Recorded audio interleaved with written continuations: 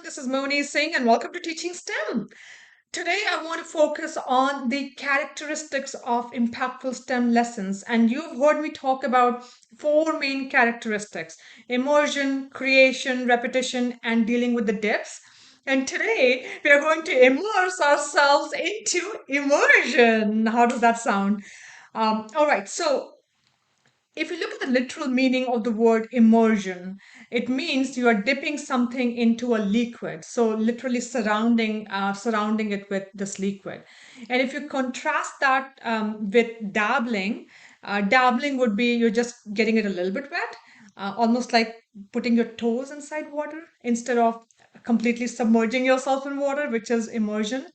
So when you think about your STEM classes and your offerings, whether it's the rotations, specials, after school camps, whatever you're thinking about for the children, think immersion, not dabbling, immersion. Because when you move from one topic to the next without showing a clear connection for the kids, they get distracted. And so you want to really surround the child into that knowledge, the concept that you're working with, surround them so they have a total grasp of what it is that they're talking about and dealing with. So, what does that really mean now? So, if you're picking up a concept, what is the concept, of course? What does it deal with, right? That's an important question to answer. Equally important are some other questions, things like where can I use it? Who uses it?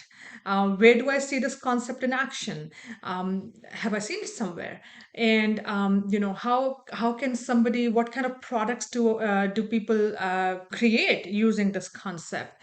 What are some adjacent topics that might get impacted by this concept or that touch this concept in some way? What careers are out there that may utilize this concept that's being discussed? Some of these questions, if you think about, they start to build and draw upon not just the core idea itself about the phenomenon, the concept, whatever that you're covering.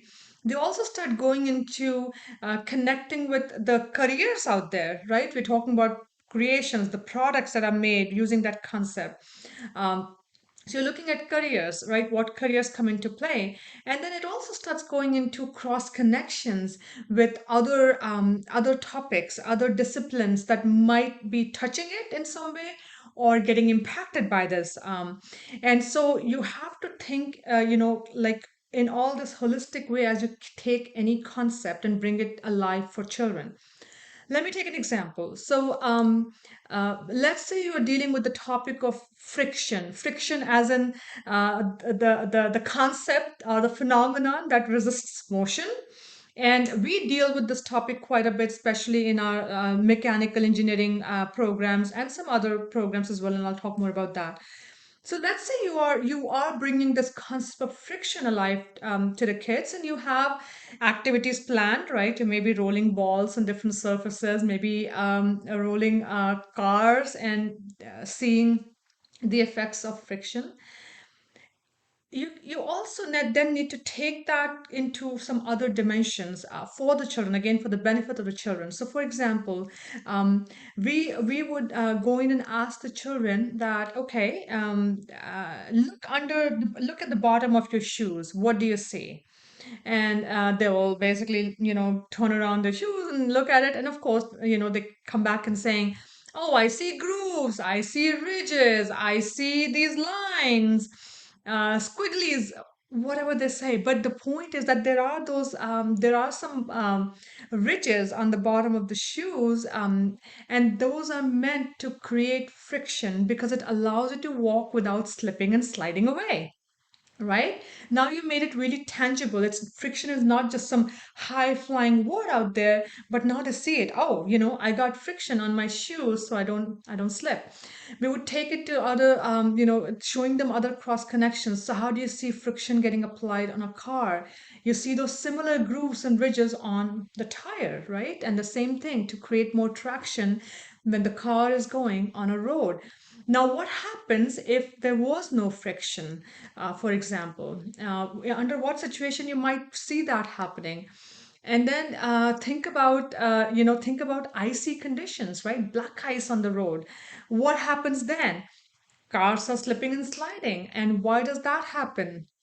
uh, even doing role play with kids about imagine a world without friction, what might happen? You might feel like you're on an ice rink, right? How would that feel like if you're walking right now on this floor, the class floor that we are on? What will happen if there was no friction today? And of course, we want to keep everything safe, but it becomes very fun and engaging experience for children as they're learning about this concept in this more holistic and an immersive way, right? They're acting it out. They are doing some brainstorming. Of course, they are doing experimentation and creating something. Now let's stretch it into other cross connections and other careers, right? So where you might see this happening, of course, you look at mechanical engineers. They're actually designing their product to make sure that the motion happens irrespective of the friction. So how do you minimize the impact of the friction that's happening from all these other things that the moving part is going to touch? We see this happen a lot in industrial industries, right? There are a lot of effort that's invested in figuring out how the assembly lines, how to make what kind of materials to use to make sure that the assembly lines can run smoothly and with as little friction as possible. Of course, on the other side, you also have to think about ways to create friction because, again, you don't want something to just completely slip. Um, if you look at the gym equipment, right, you see those rubber paddings in different places. Same thing, same concept. Look, I have these props here. Here's a sock. A regular sock, right? Just whatever fabric it is made up of. But what happens if you're wearing these socks and just let's say you're walking on a hardwood surface or on a smooth surface, which is not carpeted, you're likely to slip, right? If you start running or you lose traction, you might slip. But then here are these socks. They have these rubber pellets kind of thing on there, and they create friction. This is what you might see being used in many like trampoline parks, or if you go to some other activity centers, they might give you these socks because they allow you to run around and not just fall down and slip. So again, simple things to create that cross connection and bring that career perspective for the children helps create that immersive experience for the kids. So keep thinking about how you can create that immersion for the children instead of a simple dabbling.